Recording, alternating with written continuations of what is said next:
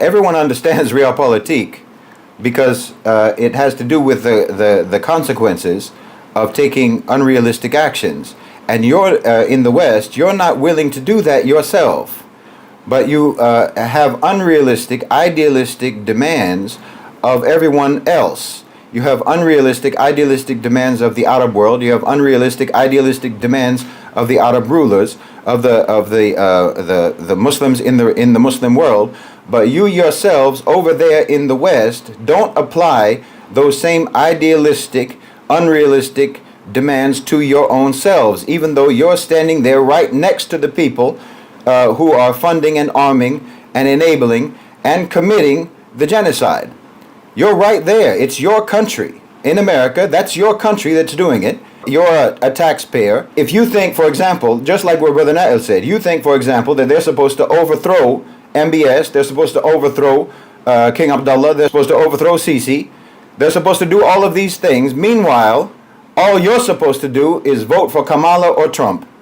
All you're supposed to do is not buy a latte from Starbucks. That's all that we can ask of you, even though you're the ones who are committing the genocide. It's being done with your money. It's being done by your governments in America, in the UK, in Europe, and so on. And you're not doing anything about it that's even remotely close to what you think that the Arabs are supposed to do about it, what the Muslims in the Muslim world are supposed to do about it. You don't apply these same standards to yourselves. And like I said in a recent video, you keep talking to us, you keep telling us about all the guns you have and about how America is on the verge of a civil war or on the verge of a revolution because you're all armed to the teeth. Well, where's the action then?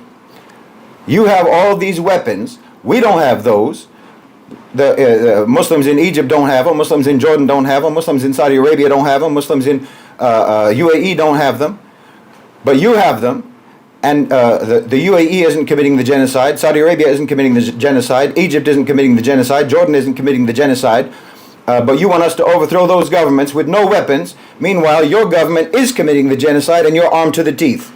But you don't do anything about it. Why? Because it's unrealistic and insane. You would never do that. And you know perfectly well that it's unrealistic and insane, so you would never do it in your country.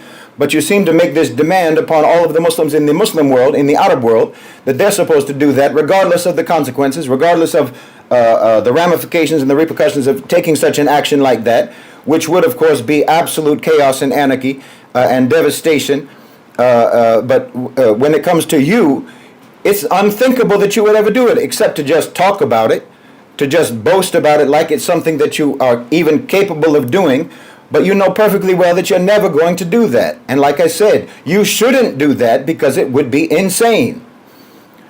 But you apply these insane idealistic standards to Muslims in the Muslim world and asking them and expecting them and demanding them and criticizing them for not doing these unrealistic, crazy demands that you have, these crazy moral demands that you have that you think that they're supposed to do. And as I say, if they did those things, if they were even able to do those things, you're not going to face the consequences of that. But you make these demands upon them that you would never make upon yourself, and that's because, again, you yourselves have been so westernized and so colonized in your mind and in your psyche that you've normalized double standards to where you think it's normal, because that's a hallmark of the West, is double standards, and now you've internalized it yourself and think that it's possible and acceptable and proper and moral to make moral demands on other people that you would never make upon yourself, and that's a very, very characteristic Western quality. Look at the protests. Look at the protests that are happening in Israel right now. They were storming Netanyahu's own house, and what are you all doing in America? The Israelis themselves are storming the house of Netanyahu, and people in America are doing what exactly? You know, this unrealistic expectation of others and not applying it to yourself shows that you actually do understand realpolitik when it comes to you. But when it comes to others, you expect a moralistic, idealistic, unrealistic strategy or approach. But you don't apply it to yourself. Say I'm living in a dilapidated building. People in America, in the cities, you'll understand this reference. I'm living in a dilapidated building somewhere in an urban center, and it's owned by a slumlord, and he makes my life a living hell. There's no repairs. There's no fixing. The plumbing doesn't work. The lights don't work. The electricity doesn't work. On and on and on. And he keeps raising the rent, right? So I'm being abused and misused and mistreated by this slumlord. Now I come to you and ask you, can you beat this guy up for me?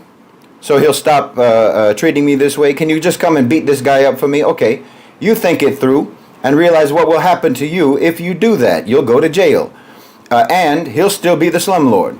So that's not solving my problem. So instead of doing that, instead of going according to my ignorant, short-term, emotional wishes, let's say you get a second job, or you get another job, or you get a higher paying job that allows you to qualify for a loan. You qualify for that loan and you start paying on that loan, and you use that loan to buy the building from the slumlord. Now you're the owner of that building. Now all that time is a process that takes a long time. You go through all of those steps and it takes a long time, and that entire time I'm thinking to myself that you're doing nothing to help me. I'm thinking to myself that you've abandoned me and you're ignoring my plight. And maybe I'm even criticizing you. But that entire time you were helping me.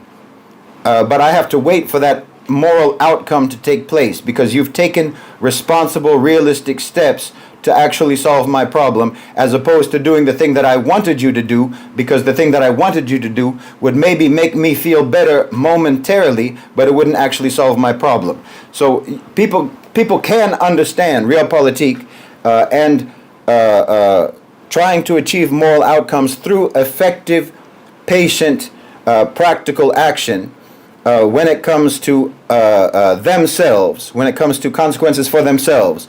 But you don't apply it to others. And this is a very serious mistake, knowing perfectly well, as I said, that you wouldn't apply these same idealistic, unrealistic standards to yourself, and you are applying it to others. So you should at least remain silent if you don't understand what you're talking about and have anything useful to say. This actually, what you just mentioned, sort of brings up a nice way maybe to explain the difference between sort of Western realpolitik and Islamic realpolitik. Because like on the one hand you said that there would be some people who are the very idealistic, unrealistic people who would say, well, yeah, they should just attack the Quraysh and you know, slaughter them and what have you, and you know, even without that order having been given by Allah subhanahu wa ta'ala to fight them, they would think that that's what you're supposed to do. But then there's another, this would be the Western realpolitik perspective, because the Quraysh offered to Rasulullah sallallahu alaihi wasallam to become the king if he would just agree to allow shirk. If he would stop with tawheed, they would allow him to be a king. They would give him all the money he wanted, they would give him all the power he wanted, and so on. So according to the Western realpolitik, they would say, yeah, you should do that. He should have taken the deal. He should have made that trade-off and exchanged power for tawheed. But because his position was an Islamic realpolitik position, that's an unacceptable trade-off. Because when we engage in politics, when we engage in any sort of a strategy, it is intended for a moral outcome, and that would not have been a moral outcome. According to the West, that would have been a moral outcome because their only moral is power and money. But when you have Islamic moral outcomes that you're trying to work for, then you do try to use effective strategy, and that's the realpolitik in Islamic terms, that you're trying to achieve a moral outcome in an effective way. So this sort of highlights the difference between their approach to realpolitik and our approach to realpolitik, which is, as I said in the beginning, isn't that they take an amoral approach and we take a moral approach. The difference is that their morals are almost absent anyway. So it comes out looking like an amoral approach because they don't really apply morals anyway, except in terms of packaging. So the difference between their, as I said earlier, the difference between their realpolitik and their other approaches to politics is simply more frank. It's more honest. In that they say, well, we will just do whatever needs to be done to achieve the outcome that we want, which is always the same outcome that they want, which is, as I say, power and wealth. Whereas the outcome that we are searching for and striving for and pursuing is a moral outcome. So it's just a matter, again, as I'll just repeat it again, our approach is simply to take the most effective approach, that the proper positioning of ideals and morals is what your outcome is, the outcome that you want to achieve, the outcome that you want to reach, and you want to do it in the most effective way possible, because pursuing moral outcomes in the most effective way is the most moral thing you can do. Trying to pursue moral outcomes in an ineffective way, I would argue, is in and of itself immoral.